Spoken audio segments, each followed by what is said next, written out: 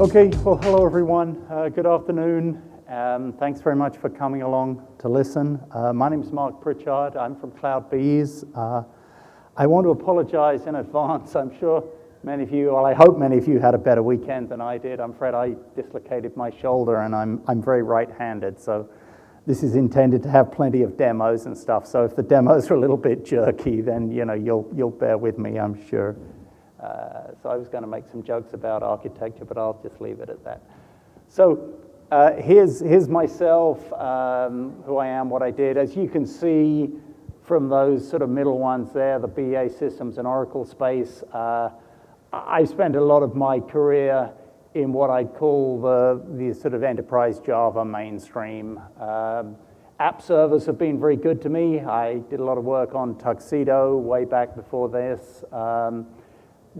Most recently, over the last decade or so, I spent a lot of time on the WebLogic product as well. So that's my background. What I do now is very different and, to me, very exciting. I work at CloudBees. Now, CloudBees is a platform as a service provider, and that's really what I'm going to talk about here. But the particular angle that I wanted to sort of just explore for this sort of late afternoon session was just to look at it from the point of view of people like myself, and I hope that there are people here in the room who share this perspective.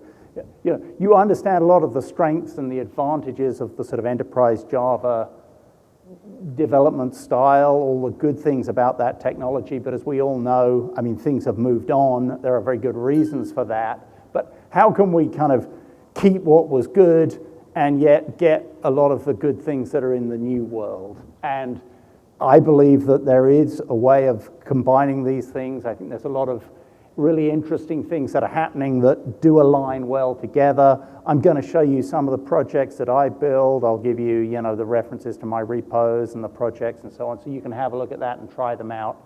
And a lot of this stuff that I'm going to mention, I've blogged about on the CloudBees blog and my own blog. So, I'll give you those references at the end as we go through. So I don't want to, be controversial. I'm not trying to sort of talk about enterprise Java as if it were dead, but, from my perspective, I'm looking backwards now, and I'm saying, okay, what were the things that we liked? Well, we liked, definitely, I think that there was a standard way to build applications, that you didn't have to reinvent the wheel. There was lots and lots of stuff. You knew how to do it. If you wanted an example, you could find one. There were good tutorials, lots of stuff like that, all the sort of, Lars Vogel materials and everything else. So that was a good thing. If you're trying to put together a team to do large projects, it's very helpful. You don't want everybody rushing off and trying to do everything in different ways, because as you know, it's just not going to work. And obviously, we like that sort of massive ecosystem of well-proven tools. There are a lot of libraries, just about anything. If you want some kind of Java library, Java project, open source project to do things, you can go and find one. You can assess whether it's going to fit your needs. You can probably find a choice, and you can pick up what you need, and you can use it. So that was all good.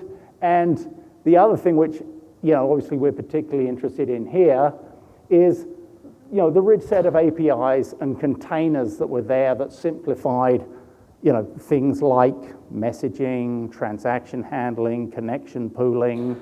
Okay, you can say in some cases these were fairly verbose, but they were very comprehensive, and they were pretty simple models to follow. So I think I would suggest those were good things. Those are things that we want to aspire to. And the other good thing, I think, from the app server era, if I can use those terms, though I mean, of course, many people are still being very successful and are using those technologies, but was all the tooling and the infrastructure that was put there to simplify deployment, configuration, resource management. You want to, as I say, configure up connection pools, database connections, and so on, and monitor those things. Well, that was kind of all part of the package. Okay, so those were the things we liked, and it worked. I'm sure I've worked on many very large projects built using enterprise Java, and they worked very successfully. So I like that. So What do we not like? Well, you can add your own to the list. These are the things that I found started to grate on me over time. The stack was often too heavy for a lot of the applications I needed. There are very few applications that needed, even half of all the kind of enterprise Java containers or, the APIs that are there in JavaX and so on. You just didn't need that much. And as a result, the stack became too large. It was slow to start up. WebLogic particularly suffered from this. And what that meant was that it made it, much harder than it should have been to do sort of iterative development. And you had this whole, sort of symbiotic business all around people doing, trying to avoid redeploys, all the, the zero turnaround folks. That's all good stuff, but really it's all just trying to solve a problem that shouldn't have been there in the first place, which is that it just took too long to redeploy these things and to bring the servers up. And I think as a result, you saw the sort of pace of innovation slowed. It did become increasingly hard to sort of mix and match application services. So one of the things that I like very much about, say, the Node.js world is the ability just to pull in any kind of package. You go out there, you find a package on GitHub, you check it out, you see who's supporting it, who's doing things with it. You can pull that into your application, you use it. You sort of see, nowadays you see this, a lot of new software as a service providers out there. You want to bring those into your application infrastructure as well. With sort of Java EE, it was kind of, well, you use everything that we have, but extending it became a little bit difficult. And I think one of the things that increasingly used to grate on you is kind of sizing, scaling, and performance just became a black art. It was like lots of people made a very good living out of being able to analyze the performance of app servers and applications running on them. But the truth was there was an awful lot of stuff there that was quite hard to do. So that would be my quick summary of sort of, if you like, what was good and what went wrong. And so when we think about the new world now, where we have these elastic, on-demand resources, I'm going to talk obviously a lot about the cloud and the applications that we can now build and deploy in the cloud. I thought, well, let's just put on one slide the sort of things that I'd like to I'd like to have my cake and eat it. What are the sort of applications that I find myself wanting to build? What are the services I want from whatever my infrastructure is, and what is infrastructure is an interesting question nowadays. But what I want is, in most cases for my applications, I'm happy to run pretty lightweight stacks with a variety of web frameworks. There are a lot of ones out there. Different people will have different preferences. A lot of the apps I'm going to be showing you, I'm just running using something like Tomcat. And then I have frameworks that run on top of that. What I would like to do is I'd like to have a choice. I can either have what I call a fully curated service. So I would like somebody to make sure that I've got all the latest bits. Whenever I run my app, I've got the latest version, I've got all the latest packages, I've got security fixes applied, on time. So that's what I call fully curated. That's something I'd like because I don't want to worry about that. But on the other hand, I'd like to feel that I have the option to have what I call a runtime managed stack, which is where somebody will sort of take care of it, monitor my application, restart it, let me know if there's a problem, anything like that. But I would like to have the ability to at least control all the bits that go into that stack. So in this case, I might say, well, no, I don't want you to give me the whole stack. I'm going to specify exactly which version I pick up. Maybe there's been a latest bug fix that came out, and it turns out it's not such a good thing. We've all had those situations. You apply the fix, it creates more problems than it solves. I'd like to at least be able to say, this is the exact sort of micro version of the stack that I want to run, because that's what I need, and I know that works for my application. In many cases, the sort of applications I like to build, and the things I show you, you'll see that I'm very interested in kind of mobile application development. I do a lot in that space. And I'm very interested in applications that are going to provide REST services. I'm going to be using a lot of JSON to serve up data in that way. I'm also interested in consuming services from third-party SaaS providers, running all the way from, say, Google geocoding API through to smaller, more specialized SaaS providers that do particular things that I want. And again, typically those are going to be served up through a REST and JSON format. So that's the kind of thing that I want to be able to do very effectively and quickly. In terms of the elasticity, well, I want to get away from the sort of the black arts. I just want to be able to deploy things as I need them. If I know that I'm going to have a certain amount of capacity for a given server, and I want to be able to start up extra instances of the server as I need it. I want to be able to do that very fast. I want to be able to give the servers back when I don't need them. And then I want the kind of routing services in front of that are going to do my reverse proxies and load balancing and so on.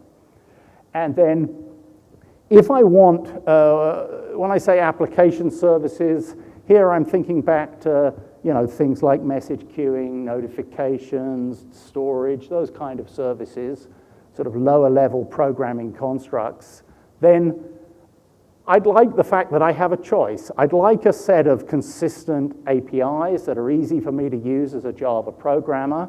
And as you gather from the talk, I'm going to be talking a lot about the AWS APIs. That's what I tend to go to first. But on the other hand, there may be SaaS services that give me alternatives to that I'm interested in. So for example, I was working on a plugin for our Jenkins product the other day for work with mobile emulators. And what I wanted to do was to upload an Android APK so that I could, a SaaS service that was running an emulator in the cloud could show me how it was working and so on. I didn't want to run it locally. I wanted to do all that in the cloud.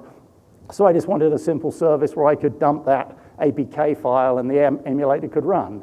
So there's lots of ways I could do that.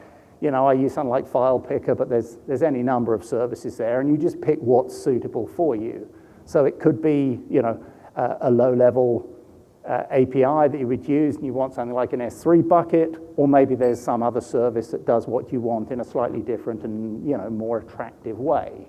So I think that the nice thing about the new world is that you can make your choice here, and you can mix and match. That was what I was trying to get to on the earlier slide. Now, obviously I want the sort of management, the monitoring capabilities. I kind of want all that built in, and I'd like that done for me. I've really gone past the phase of my life where I actually enjoy writing code that does anything like that. So if you do, then that's great. I admire you, but I don't, and I'd like that basically to come as a checkbox item. And then, I'm really a Java programmer, so that's what I like. I want integration with the Java tooling that I use, whether it's sort of Eclipse or IntelliJ. And again, I'm sort of fairly non-religious about these things. I do use both, though I'll probably be showing you Eclipse in this case. So that's the kind of world, that's the kind of stuff that I'm doing and that I find quite flexible and enjoyable using the sort of PaaS model, and that's what I'm really going to be talking about. So if you think all that's rubbish, then feel free to walk out and I won't be offended, because that's really what I'm going to be talking about. So I'm going to sort of mix and match between some sort of examples of applications and also telling you a little bit more about CloudBees and Platform as a Service and what we do and how we do it. So just quick show of hands, who's familiar with any form of PaaS? Who's used a Platform as a Service product? Heroku, Cloud Foundry, Google App Engine? I see a few, maybe a half bit more. Okay, so very quickly for the rest of you, the thing about Platform as a Service is that we, CloudBees, will run your applications for you. I mean, with differences, the same is true of Platform as a Service vendors. So what happens is that, instead of installing infrastructure and then deploying an app onto that, basically, you just deploy the application to the platform. So you take your built artifacts, whether that's a web app or whatever it is, And you push that up through a variety of tools, command line or IDE integrations, and that app will automatically deploy in containers that we run and manage for you. We do that ourselves, running on top of lower level Amazon cloud infrastructure. So these are running on Amazon AMIs and so on. And the other part of what we do, and this is where CloudBee slightly differs from most of the other sort of mainstream PaaS providers, is that we also provide this full-blown build environment based on Jenkins CI. And again, I have a quick slide introducing Jenkins. I feel again, most people in this audience are probably familiar with Jenkins, continuous integration server in the Java space. I think it's pretty well known. And Kosuke Kawaguchi, who founded that whole community, is one of my colleagues at CloudBees. And that really is the core of what we do in the build space. So this is the sort of one architecture slide I have. If you look at what we do as a platform, we want our cloud platform to take you all the way through from the point where you write the code, you make a commit, and you push that up into the remote repository. Now that could be a public repository like GitHub, CollabNet, or what have you, or it could be a private repository that we host in the cloud. So you can do either route, and either one will work. You can actually mix and match the two and so on. But for simplicity, let's just assume you're going to push this to GitHub. And you push that code to GitHub. You have a build job, which is configured. It's all running in the cloud. So as soon as that commit is pushed, you're going to have a webhook that kicks in, that starts a Jenkins continuous integration build. Again, if you're not familiar with continuous integration, the whole philosophy here is that as far as possible, your software is always kept in a sort of release-ready state. So it's not like everybody has at the code, and then to a certain point, somebody has the job of kind of integrating it and making sure it all works and that your code doesn't break mine. By doing a continuous build, test, automated cycle, we make sure that if I do anything at any point that causes a problem with the build, we will know immediately, the code gets backed out, and I get notified, and I have to fix the problem, or we have to get together and fix the problem, but you don't have to go back after 100 different commits and try and work out what the problem was and who broke it. So that build all happens.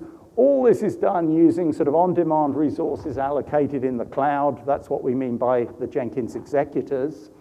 And this is where you start to see the sort of attraction of using the cloud in this way, because although you can run Jenkins on-premise, we have a lot of customers that do that as well. But the reality is, if you've got lots of different people, if we're all working on a project and we're all doing our stuff and pushing in bits to our parts of the project, particularly if you're getting close to, say, a release milestone cycle, when you've got a lot of activity going on, you could have a lot of these continuous integration builds all having to run. So what happens here is that we can simply spin up new executors, because these are just Amazon AMIs, these are just virtual compute environments, and we spin them up, run the build, get rid of them. So the elasticity is very valuable for that. And then what we do is take the built artifacts, and then we can deploy them. We can deploy them into private environments or into public environments. You could have, dev, staging, test environments, and so on. But in its simplest form, we deploy those into runtime application containers, whichever container is suitable for the application that you're actually running. And then we provide all the necessary sort of application infrastructure like, session routing, SSL routers, session clustering, all that kind of stuff. And we also provide a set of partner services for things like the ALM, the application monitoring, people like New Relic, AppDynamics, and so on, paper trail, log file management, and so on. All those kind of services are all there, and you basically just associate them with your application and say, I want that service for that app, and it'll all be done for you. So that's pretty much our model, and you have two different ways of doing this that really are relevant only to how you pay for it. So you can do it either using dedicated cloud resources, and this is if you're deploying sort of production quality applications, you have a certain level of performance that you need. You can say, okay, I want this app always to run on, certain Amazon setups, and you can size them appropriately, and nothing else will ever run on those environments. Or we can actually run them in a shared pool. We call this multi-tenanted, and the whole point about this, of course, is it's a very efficient use of resources. We can do this very cheaply. This is what enables us to offer a free and complete service for developers. So you could sign up now for CloudBees. You don't have to pay anything. You don't have to enter a credit card or anything. You can try all this out. I'll show you how to do that later on. It's very straightforward, but you could set up a complete build integration cycle. You could deploy your apps. And the reason we can do all that is because we can do all this efficiently in a sort of multi-tenanted mode. So this is Jenkins. I think probably most of you are familiar. I'm not going to dwell on this. The key thing about Jenkins really is the strength of the community there. So, I mean, there are, I think, well over 3 or 4 new plugins coming out every week now. This has been running for well over 7 years. It's extremely widely adopted. This is the number one open source CI server. And just looking at all the messages about new plugins that I get every day, I can tell you that, I think this number is now more like 650. So the real value of that is not sort of just chest beating. The fact is that, if you've got any kind of Java-related build or test automation tool, there's probably already a Jenkins plugin for it. If there isn't, it's pretty easy to write one, and there's probably somebody already working on it right now. So that's the beauty of this, is that it's very open and extensible. So if you need things and you don't currently have them, it's easy to get them. And there's a community that will jump in to support you and help you. So just a little bit of terminology. I always find this helpful just to have in my head. There's a lot of as a service, okay? I've talked about platform as a service. I hope I've given you a picture of what we do, just to differentiate this from other things that are delivered as a service. So infrastructure as a service is classic Amazon Web Services, okay? You're talking about, I want a server instance. I want a block of storage. I want an SSL router or something like that. That is infrastructure as a service. And that's just like getting physical infrastructure in the old days, but this is all delivered in the cloud. You don't ever see a server with the lights flashing and all that kind of stuff. But it's still the same thing. You're still essentially getting a server, and you are managing at least some aspects of that server. You don't have to manage the physical stuff. You don't have to manage the power. You don't have to manage the low-level network connectivity, but you still have to manage the upper stack network configuration. You're going to have to manage applications that you want to run on that. You're going to have to be responsible for deploying them and monitoring them and so on. And then going right to the other extreme, software as a service. Salesforce.com is the sort of canonical example we all know. But there are now a whole variety of different players in this space who offer extremely useful software as a service. And the key thing here is that these are packaged applications.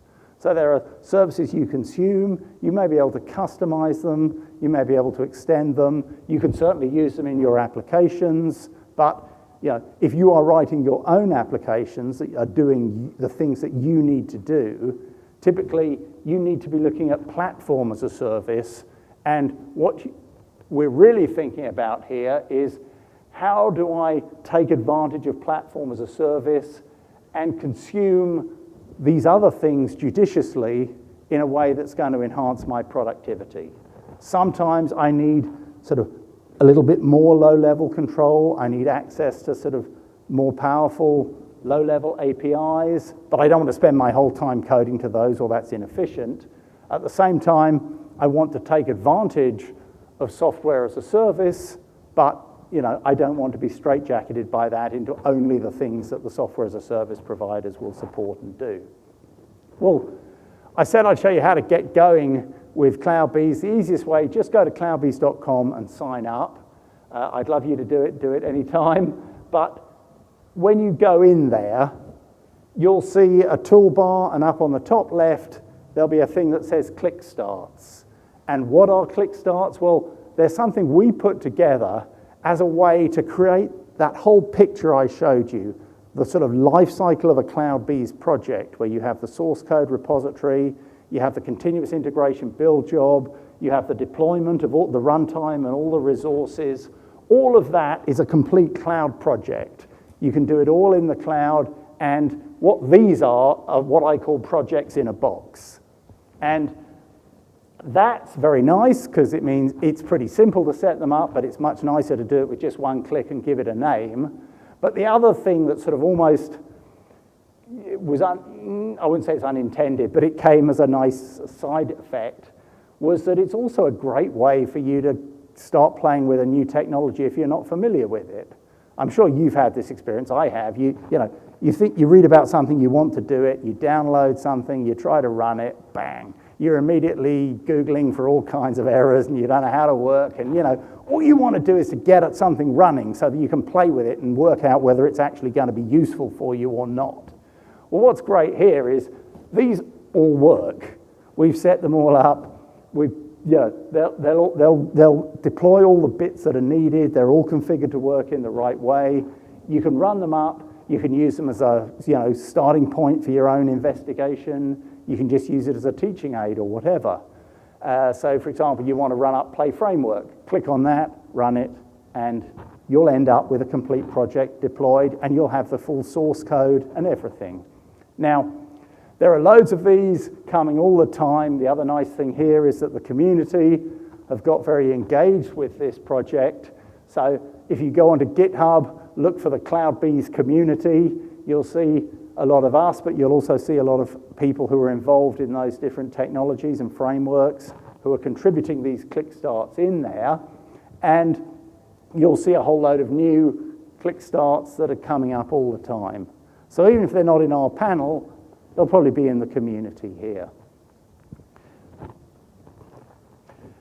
They're great for demos. I'm going to show you one in a minute, but they're also useful for sharing things in teams. And I think this is another aspect of my career that I found the cloud has sort of provided these interesting echoes.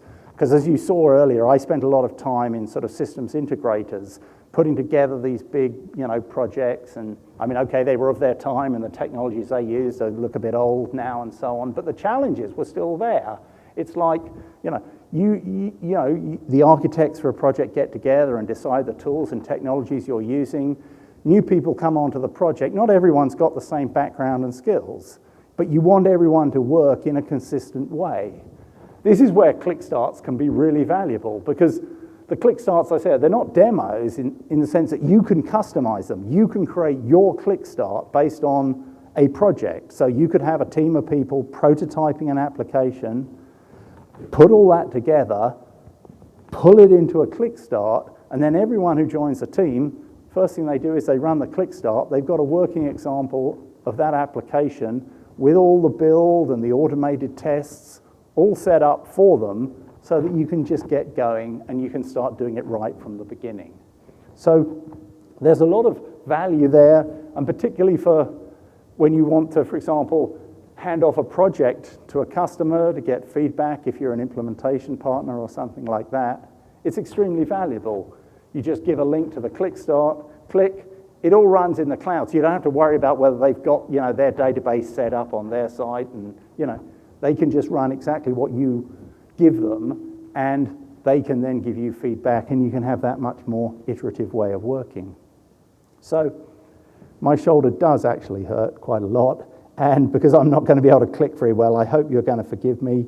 I am going to run a short demonstration, and I'm going to do it via a video. Sorry, there we go.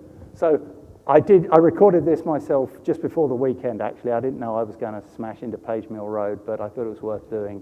So here's the Eclipse environment, and I've loaded up the CloudBees plugin, and that's the initial bit, I was just setting that up. I was configuring my username and password credentials. So I chose to run a click start, and I said I want to run a Tomcat-based application. Sorry, it's just cut off the left. I'll try to explain what's going on. But as part of that, it set up my project with my source code. Here's the Git repository. It created a local Git repository with a remote repo on CloudBees that's all part of the build. There's an application with a database also deployed on CloudBees, and there's actually a local Eclipse data connection there. So I can run the application either locally or I can run it in the cloud. So the other thing that we set up is the build job. So there's a Jenkins build job that's set up, ready to run. It's going to be triggered whenever I push a change to that remote Git repository. So what I'm doing here is I've just gone into the application and I've just made a tiny change to the index.jsp. I just want a change that I can commit that's going to trigger some activity. So I've committed that, and I'm actually pushing it to both the local repository and to the upstream repository in the cloud. So once I do that, the webhook is automatically going to trigger the continuous integration build. You can see there's a new job there queued up, and that's now running. And if I click on that, we can see the Jenkins build, and I can see it in the console output window. This actually took about a minute to run. It's a Maven, classic Maven build. I did speed this up a little bit, so in the interest of disclosure, I clipped a bit out there. And you can see the actual change, so everything can be traced back to the change that I made. And then if I go into the browser, the new version of the application is automatically deployed, and I can see my change reflected. So what you saw there in less than 2 minutes was I created a complete project with the source code, the repository, the continuous integration build job, a database, and then I went in, I made a revision to the code, pushed the change, and it redeployed. That's pretty quick. So just graphically, let's just recap on exactly what happened there, because there was a lot of stuff happened in that video. So I picked the framework, I wanted to try it out. That is the complete project cycle that got created there for me. A new repository, a build job, the application and the database. In that case, I didn't particularly bind in any partner services, but I could have done that. And once that's done, that's all there. That's still there sitting in my Eclipse workspace. Okay, it's not just a one-off operation. I've now got that project. I can go in and extend it. I can customize it. I can add things to it. I can go in and add Maven dependencies, start coding stuff. So I've got it. It's always there for me as a resource. And then I've got the ability to view it and manage it through either command line tools. So if you need to script stuff, you've got the command line SDK. I can look at it through the Eclipse environment. I can go in through Jenkins if you're used to Jenkins, and I can use all the Jenkins interface that you're going to be very familiar with. But that's very good and it's impressive, but if it were kind of opaque and you couldn't do that yourself and you couldn't customize it, it wouldn't really be very useful because you'd be limited just to the click starts that we have thought of. But it's a very easy thing to put together because all that click start really is a JSON file which is describing the steps that are needed to set up that project. So that if I can just decipher this one for you, what it's really saying is, okay, take this project, there in the CloudBees community GitHub site is the source Git repo. So you're going to be picking up the source code from there. We're going to clone that repo. And we're also going to pre-deploy the application. Again, this is just a sort of nice tweak that I didn't want to wait for the Jenkins build job to run the first time, so I pre-deploy a version of the application, and then when the build job runs, it just overwrites it. So that's what the app package is. But that can also be useful For example, if you have applications, if you have a click start that sets up an application where the user has to do something to actually go ahead to the next step, then what we do is typically to use that app package to run up a web application that will deploy all the instructions about what you need them to do for setup. Okay? So you can cope with things where you have some manual setup. And then I have the runtime. So we have what we call the click stack. So this is where I can choose between a sort of a fully curated stack or a managed stack. And I specify that here. And then here's the database, and here's information about the Jenkins build. It's a fairly simple one. The file can get a bit longer, but not very much.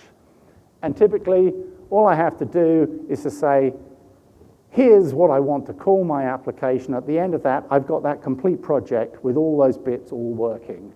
And then I can go in and I can have at it and play with it and, see if I can extend it, see if that's the right model for me, and so on.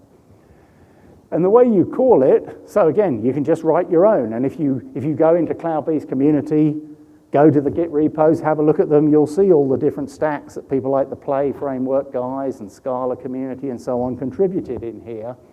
We've got good stuff there from Meteor and all kinds of other frameworks. And all I'm really doing is, in that repo, is that clickstart.json file, along with all the other source code and everything. And I just give that location. You see raw github.com, Cloud-Bees community, blah, blah, blah, clickstart.json, and I just pass that to the Cloud-Bees. Grand Central is just like our, that's our main application, if you like, for the Cloud-Bees PaaS. I just pass that in, and that runs my clickstart. And if you wanted to edit that, change that, build your own clickstart, all you do is drop in your clickstart.json path there, boom, and off you go. You have your own clickstart. So that's what we do. And what I thought I wanted to look at is to bring it back to this discussion of, why this is a very attractive model if you're trying to run enterprise Java applications. So if you look at, running a Java app, a straight Java app, well, you can do that on Cloud-Bees, and there are plenty of good reasons why you might want to do that.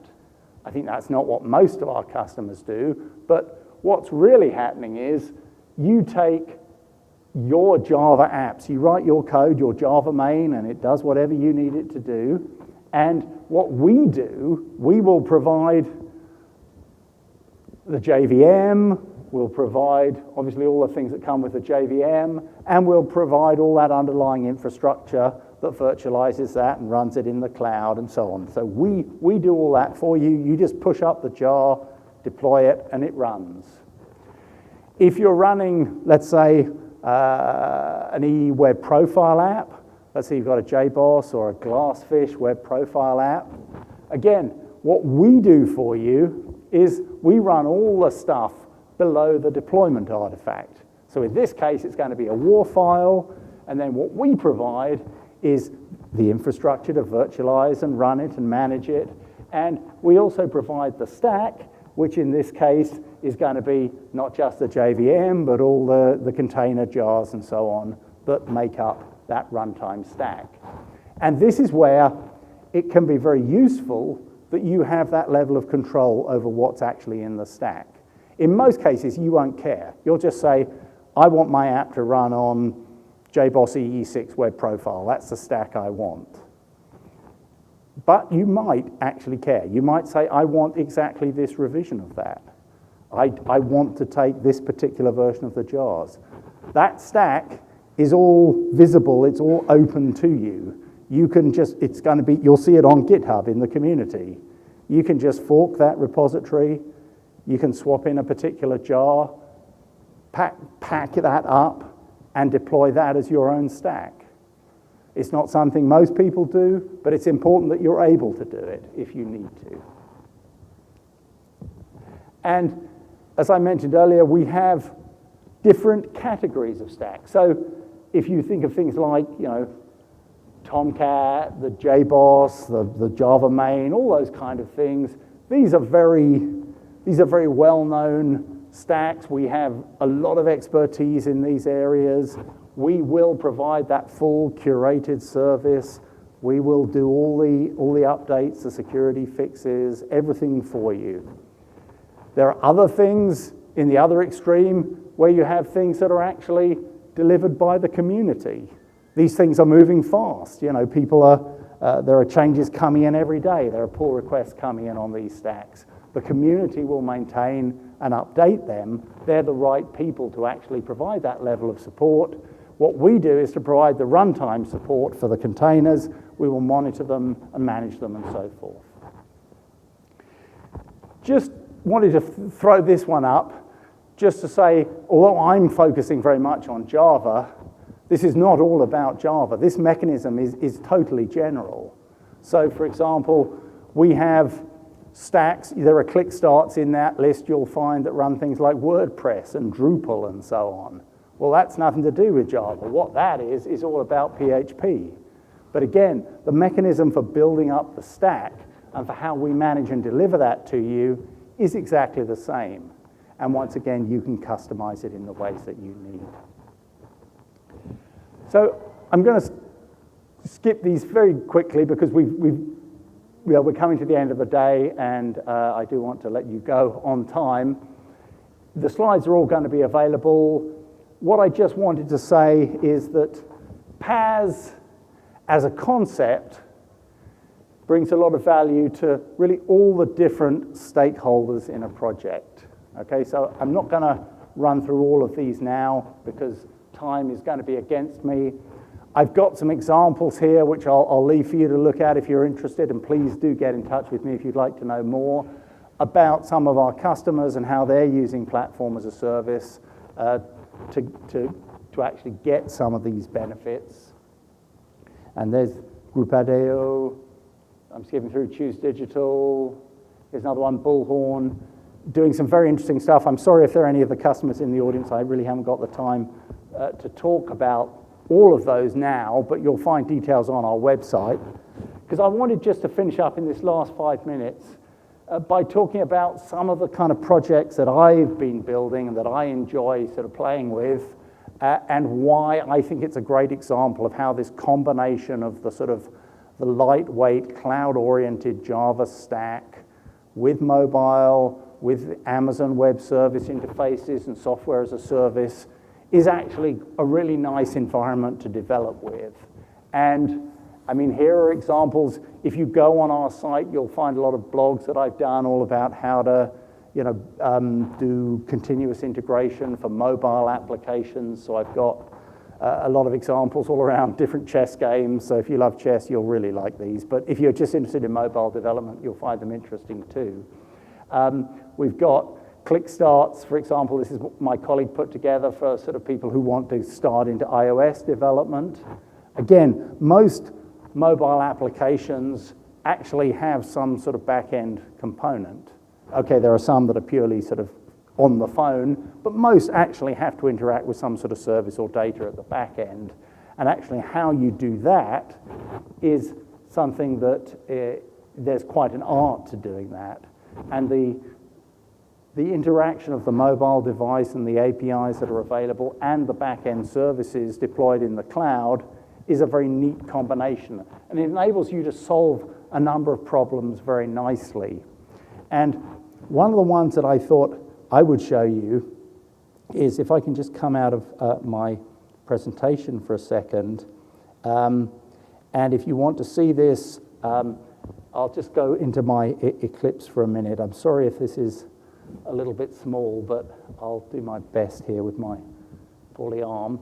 I have a number of projects here, and if you just go on our site and you search for the token vending machine, I don't know if any of you are familiar with this. This is a concept Amazon introduced a year or so ago, and they've recently extended it. There's some quite interesting stuff about the use of the Amazon Secure Token Service and Identity Federation, which I'd recommend you to check out.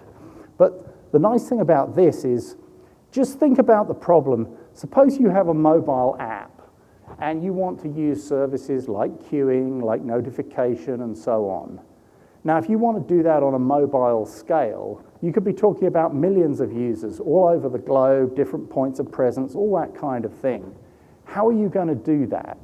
Well, you need, just having every mobile device having to go back to a server, even a whole network of servers, is not necessarily the most efficient way of doing it. So you need some kind of global cloud-friendly infrastructure which is going to provide those kinds of services. Well, to me, that screams out for the kind of Amazon-style infrastructure. So if I want a mobile app that for any reason is going to allow a user, any arbitrary user, to come in and, let's say, post a message or something like that, some sort of a queuing or a topic paradigm is very suitable. But if I want them to post to a topic, let's say, that I own, ultimately this is going to go onto my Amazon account, I've got to have some control over that. I can't just say, have at it, and here's my Amazon key, you guys just get on with it and do whatever you want. I have to have some restrictions around that. Well, there's a technology called the Secure Token Service, which lets you control that. So, for example, here's an application, and you'll see this. So what I have on the CloudBees platform, I actually have an application, which is a simple web application that's running, but it uses the Amazon identity and access management, IAM, APIs to issue temporary time-limited tokens that allow anyone who accesses that service to get a limited period token which lets them do certain things and only certain things on my account. And for example, I now have a client application which I'm running in an Android emulator here on my local machine, and I can, if I'm connected to the network, which I hope I am, basically I can use that token, looks good so far, and I can actually go in and I can look at the tokens. No, I'm sorry, I'm not connected. But what should happen here, and what I might just be able to do, but what it will let me do is to go in and use those Amazon APIs. Using that token for the access control, I can then go in and I can access the services of my Amazon account directly from the mobile device. And all that is really very easy to develop in Java. So the service that did all that, and you'll find all this, there's a GitHub repository behind that click start that I put together. And you'll see the code in here. It's all based on an Amazon sample, and it's very simple, classic Java code. This is the attraction of Java as a development environment. There are these very clear, very well documented, well supported Java APIs for all these services. They're really not hard to work with, and if you go in and take a look at them, you'll see exactly how to use them. And the only bit of this that is really in any way complicated is the bit that hooks this up with the secure token service. And again, even that is very easy to work with, and if you just look at the sample code, you'll see how that works. So this is what I mean by this combination of the ecosystem of Java tooling, all the low-level infrastructure APIs when you need them,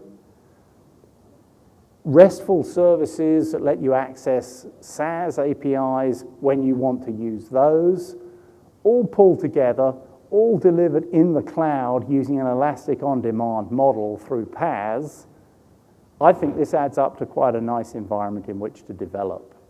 And if you throw in the convenience of things like click starts and the sort of tooling integration and so on, then this is why I think this is quite a nice way to work. So that's me up to my 550. I know I'm standing between you and the beer, so I don't want to go on any longer. I have some more slides. A lot of them are self-explanatory. I'll be happy to kind of leave them with you. And thank you very much. If anyone has any questions, I'll be here and happy to answer them. But it was great to have you here. Thanks very much.